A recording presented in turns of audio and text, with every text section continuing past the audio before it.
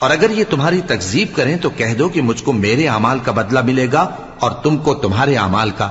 تم میرے اعمال کے جواب دہ نہیں ہو اور میں تمہارے اعمال کا جواب دہ نہیں ہوں. اور ان میں بعض ایسے ہیں کہ تمہاری طرف کان لگاتے ہیں، تو کیا تم بہروں کو سناؤ گے اگرچہ کچھ بھی سنتے سمجھتے نہ ہو؟ اور بعض ایسے ہیں کہ تمہاری طرف دیکھتے ہیں، تو کیا تم اندھوں کو رستہ دکھاؤ گے اگرچہ کچھ بھی دیکھتے بھالتے نہ ہو؟ اللہ تو لوگوں پر ذرا بھی ظلم نہیں کرتا، لیکن لوگ خود ہی اپنے آپ پر ظلم کرتے ہیں.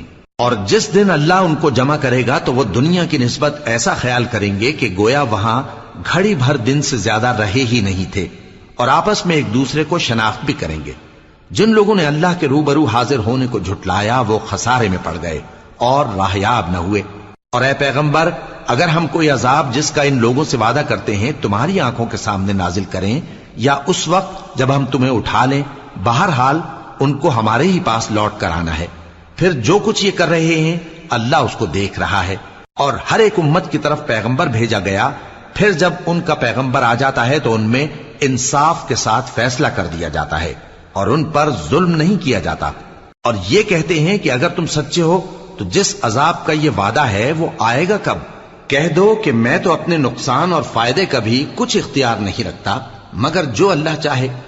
ہر ایک امت کے لیے موت کا ایک وقت مقرر ہے، جب وہ وقت آ جاتا ہے تو ایک گھڑی بھی دیر نہیں کر سکتے اور نہ جلدی کر سکتے ہیں.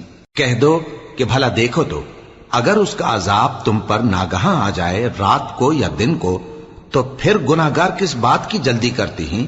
کیا جب وہ آ واقع ہوگا تب اس پر ایمان لاؤ گے؟ اس وقت کہا جائے گا کیا اب ایمان لائے؟ اور اسی کے لیے تو تم جلدی مچایا کرتے تھے. پھر ظالم لوگوں سے کہا جائے گا کہ عذاب دائمی کا مزہ چکھو، اب تم انہی اعمال کا بدلہ پاؤ گے جو دنیا میں کرتے رہے. اور اے نبی، تم سے دریافت کرتے ہیں کہ آیا یہ سچ ہے؟ کہہ دو ہاں میرے رب کی قسم یہ سچ ہے.